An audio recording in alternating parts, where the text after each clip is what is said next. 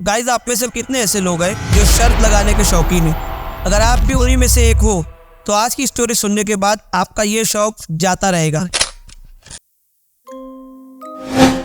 योगेश, जिन्होंने अपनी स्टोरी इनकी नहीं इनके फ्रेंड के साथ ये स्टोरी हुई थी, इन्होंने भेजी है। और ये एक ऐसा काम करते हैं, अपनी रोज़मर्रा की जो रूटीन है, इनकी जो जॉब है, वो ऐसी जगह है गाइस जहाँ पर हम लोग जाने से भी 10 बारी सोचते हैं। ये ऐसी जगह अपने लाइफ की करीब 20 ईयर्स वहाँ पर बिता चुके हैं अपनी जॉब करते हुए। मैं बात कर रहा हूँ मुर्दा घर की। ये जो योगेश जी हैं, ये एक मुर्दा घर के वॉचमैन की नौकरी करते थे। इनको ये नौकरी करते हुए पूरे 20 साल से भी ज्यादा हो गए। अब सोच कर देखिए आप लोग कि इन 20 सालों में ऐसी जगह पर इनके साथ क्या कुछ हुआ होगा। लेकिन आज की स्टोरी इनके ऊपर नहीं है, ये मैंने इनका थोड़ा सा इंट्रोडक्शन आपको दिया था। इनका एक दोस्त था जो शर्त लगाने का बहुत ही ज्यादा शौकीन था। वो अलग अलग लोगों से अलग अलग बातों पर शर्त लगाया करता था। इनका फ्रेंड योगेश जी से एक दिन मिलता है और इन्हीं के जॉब के रिलेटेड बात करने लगता है कि तुम्हारी जॉब इतनी भी ज्यादा हार्ड नहीं है, मैं खुद कर सकता हूँ।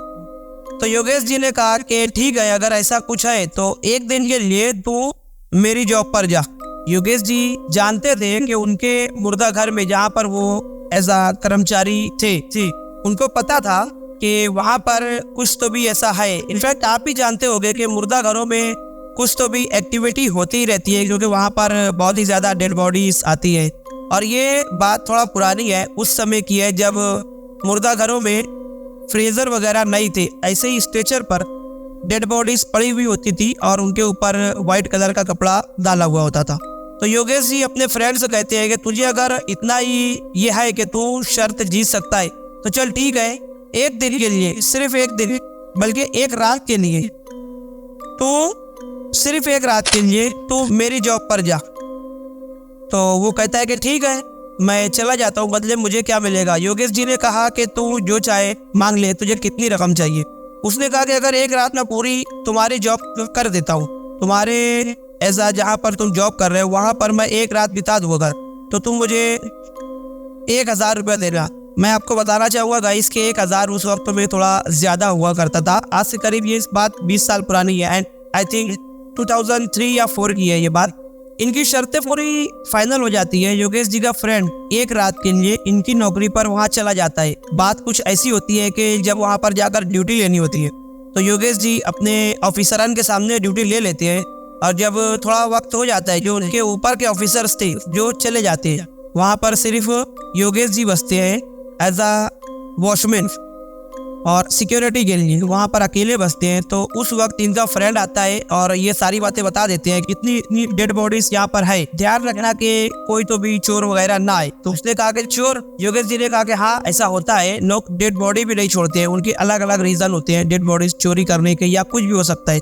रजिस्टर उन्होंने बताया कि यहाँ पर इतनी एंट्री है, अगर तुम्हारे रहते हुए कोई भी डेड बॉडी किसी वैन वगैरह एम्बुलेंस में आती है तो तुम्हें एम्बुलेंस का नंबर प्लेट, जो ड्राइवर उसके साथ कर्मचारी रहेंगे, उन सब की सिग्नेचर और टाइम वगैरह को नोट कर लेना है, उसके बाद डेड बॉडी को अंदर लेना। उसने कहा कि ठीक है। योगेश जी अपने फ्रेंड को एक बार फिर से कहते हैं कि सुन, तू अपने फैसले पर सहमत है ना, तू कर लेगा ये जॉब? तो उसने कहा हंसते हुए कि यार तू जा। योगेश जी अपने घर चले जाते हैं। उसे ऐसा लगता है उनके फ्रेंड के सामने इस तरह निकलते हैं कि ये अपने घर जा रहे हैं। अब होता ये है कि इनका फ्रेंड वहाँ पर अकेला बैठा हुआ होता है, करीब 1 घंटा 2 घंटा हो जाता है। ये बीड़ी वगैरह वहाँ पर पीता है, सिगरेट, उससे थोड़ा सा हल्की लो क्वालिटी होती है बीड़ी, ये वहाँ पीते हुए बैठा था।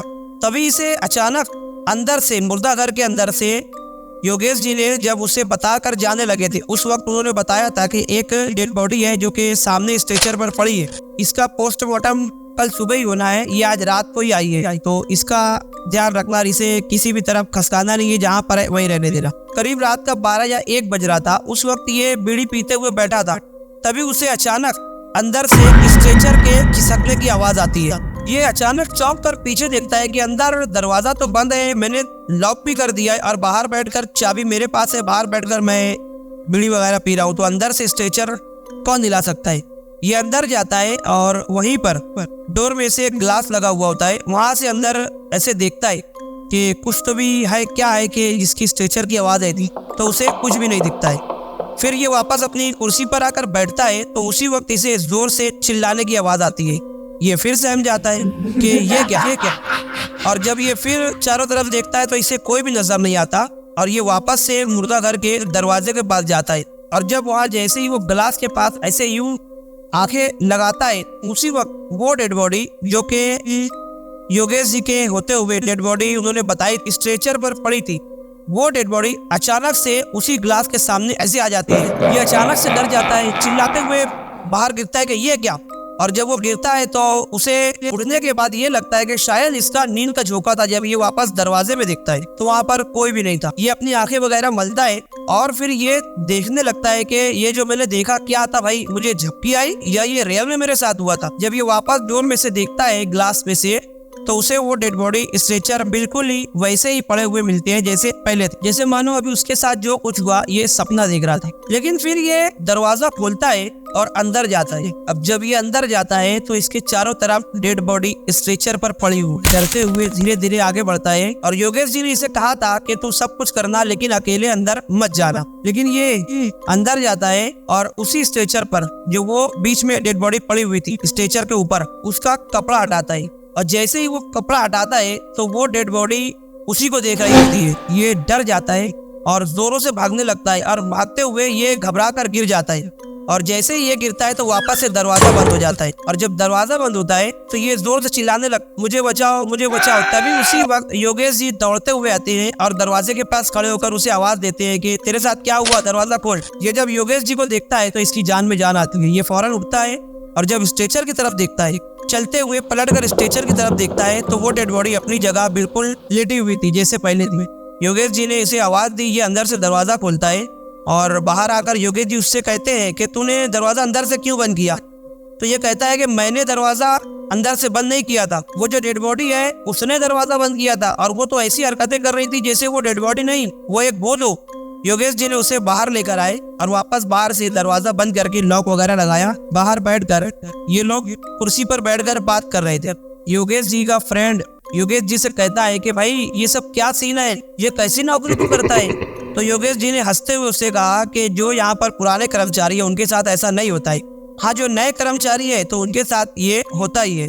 इसीलिए तो मैंने तुझसे कहा था कि अगर तुझे शर्त लगाने का इतना ही शौक है तो तू एक रात के लिए मेरी जॉब कर ले। तो ये कहता है कि योगेश मुझे बता आखिर क्या स्टोरी है इसके पीछे। योगेश जी ने इससे कहा कि आज से करीब 12-15 साल पहले की बात है, जब करीब 19 का दौर था।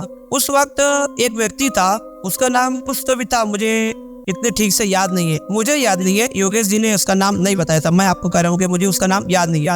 योगेश जी के मुताबिक ये जो व्यक्ति था कहीं शहर वगैरह में कुछ तो भी क्लर्क वगैरह का काम करता था और पूरे 1 साल के बाद गाँव में आ रहा था अपने बीवी बच्चों के पास और अपने पूरे साल के जो इनकम थी, जो जमा पूंजी थी, ये बचा कर वो ला रहा था।